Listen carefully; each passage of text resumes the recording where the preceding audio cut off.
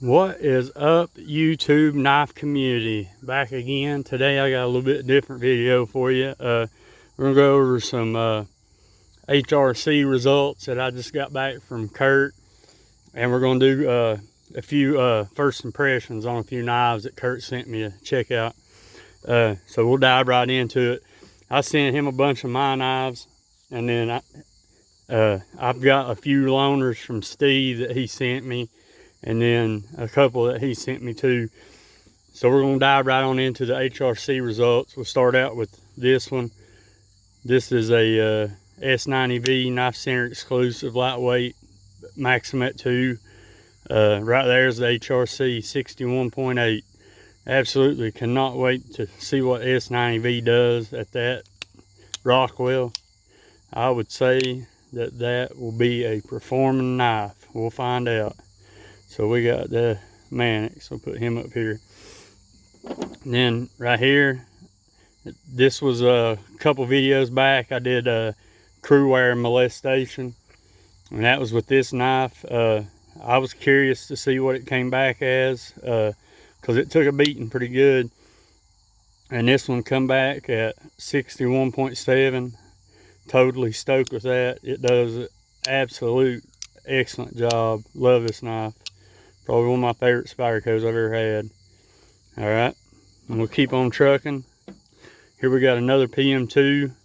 I literally just bought this one. It's a DLT exclusive in M390, as you can see right there. And this one came back at, guess what, 62. Hell yeah, 62.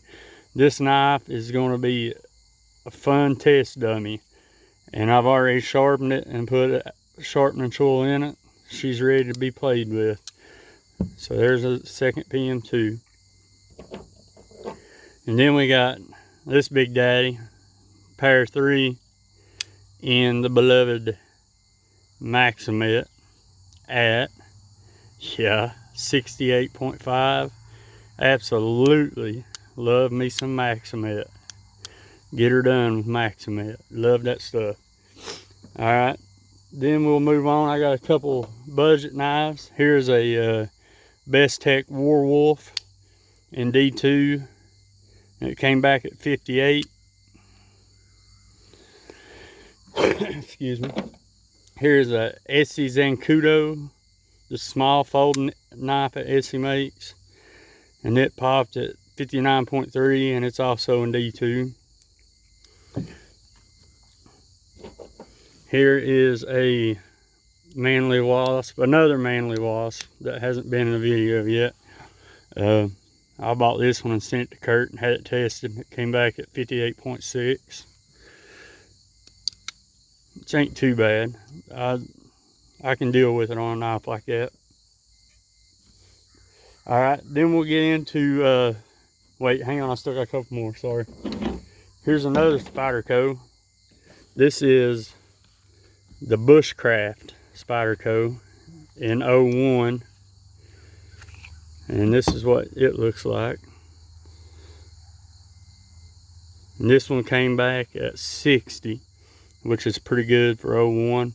If you are looking for a Bushcraft knife and you like a Scandi grind, it's a tragedy if you don't ever find one of these and put it in hand. These knives are awesome. I absolutely love this one. And I'm going to shamelessly put in a plug here for one of my great buddies, one of my best buddies, Micah Mario at Black Bear Custom Kydex. This is one of his sheaths, guys. Right there's his logo, Black Bear Custom Kydex. Check him out on YouTube. Check him out on Instagram. And so here's the sheath that he built for me. This is just a little claw, little box opener or something. At the time I thought it was cool, so I had him put it on there for me. And then here's a Ferro Rod made by Exotac, the best Ferro Rod on the market in my opinion. You got a little tender capsule back here where you can put cotton or whatnot. And there's the Tech Lock. The dangler is removable if you don't want it on. This is an awesome sheath, awesome knife, awesome sheath. Black Bear Custom Kydex Micah is an awesome guy. So we're gonna keep right on. I got this Bradford Guardian 3 in M390. This one was a little bit disappointing.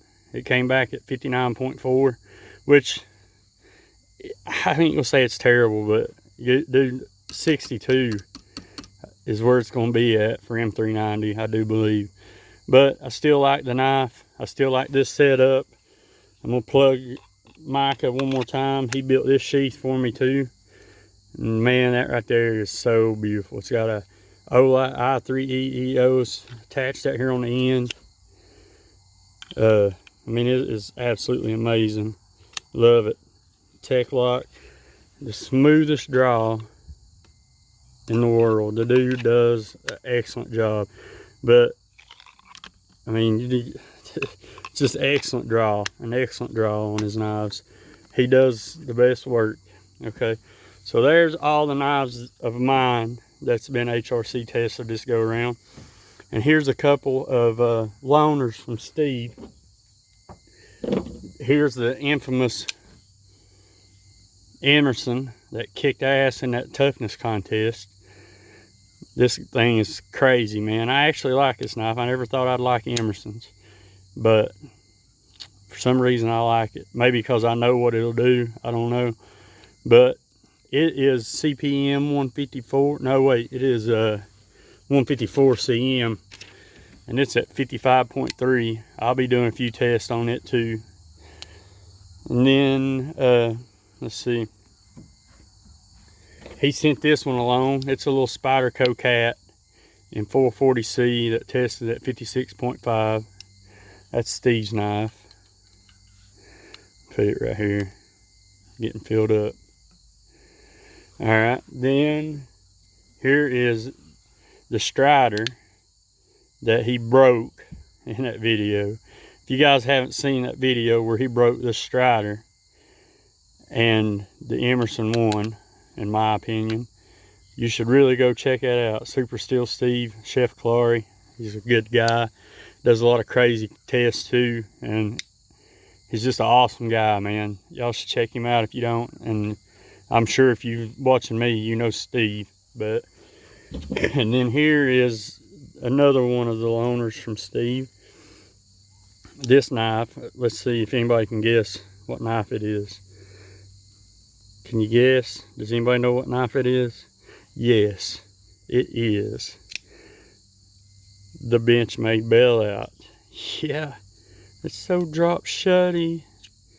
Excellent, excellent knife. He had to send that for me to check out. Beautiful, beautiful, excellent knife. There's that. Okay, now here's one that Kurt sent me to play with. This is a Cold Steel let's see, I won't lie to you, SRKSK5 in 1080 steel at 57 HRC. And there's it. I've already used it for something. I don't know what that is on the tip there. But this knife will be tested and beat on a little bit right here on this channel. So there's that. Then here is a American Lawman. My first impressions on this knife is I really dig it. It's thin, it feels great in the hand, and this one is CTS XHP, made in Taiwan, and it Rockwell at 60.6, and it has a pretty thin grind for what it is. I really like it. The only thing so far I don't like about it is the lock. It's very stiff on this one, but I'm going to work on that.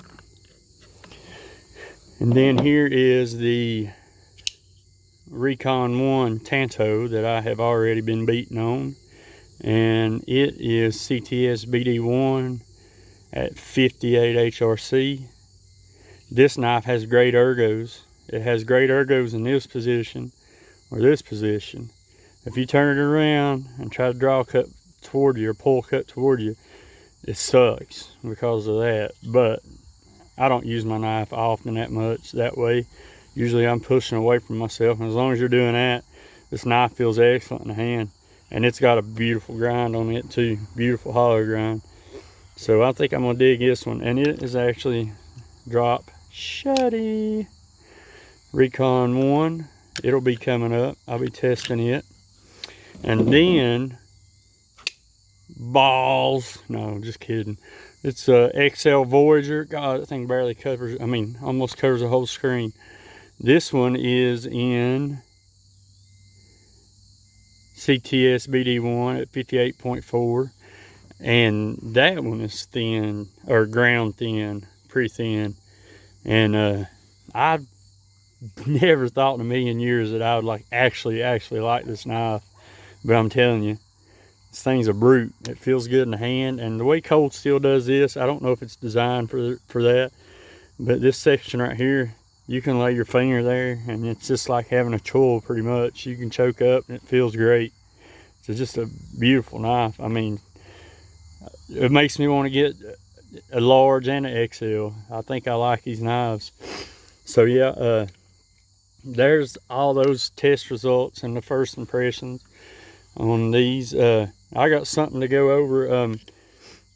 If you follow Tom Hosang, you've seen here recently that he's got that video out that they're looking for donations to fund those pass around test knives. Excuse me, sorry.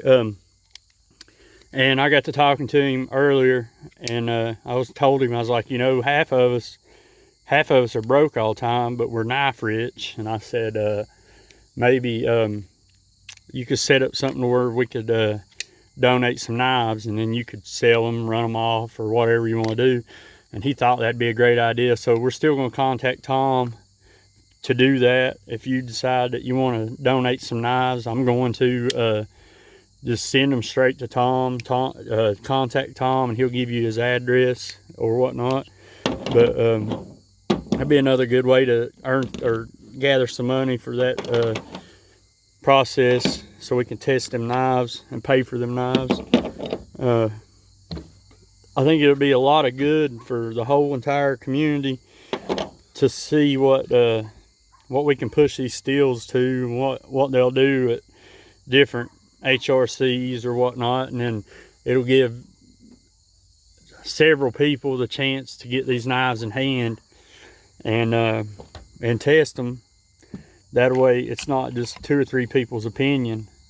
You can make your own opinion, you know, or not opinion, it'll be facts. We'll test them and it'll be facts. But yeah, if you'd like to go that route and donate some knives or something, just hit up Tom over, he's on Instagram, Tom Hosang Outdoors. Check him out, and he'll give you his address. So yeah, I guess that's all I got. But yeah, the first impressions on the Cold Steels, I'll have some videos up on them pretty soon, beating them. I was going to do that this weekend, but USPS dropped the ball on my tripod. I ordered a new tripod and it didn't make it. So as soon as I get my tripod in, I'm going to go set up in the woods somewhere and beat on some Cold Steels. Anybody want to get a conversation started down in the comments? Right here is a good one for you. Sharpening choils. Do you like sharpening choils? Do you use sharpening choils? Do you think they're stupid? Do you think they hinder your cutting process? I have an obsession with sharpening choils. I have to have one on every single knife. As soon as I get one and I'm going to sharpen it, it gets a choil. This one hasn't been sharpened yet, so it don't have a choil, but all the others do. Yeah, that's all I've got, guys. I will have Cold Steel videos up in the next couple days, and please donate something to this this knife testing fund, and hit up Tom, and I will talk to you guys later. Thanks for watching.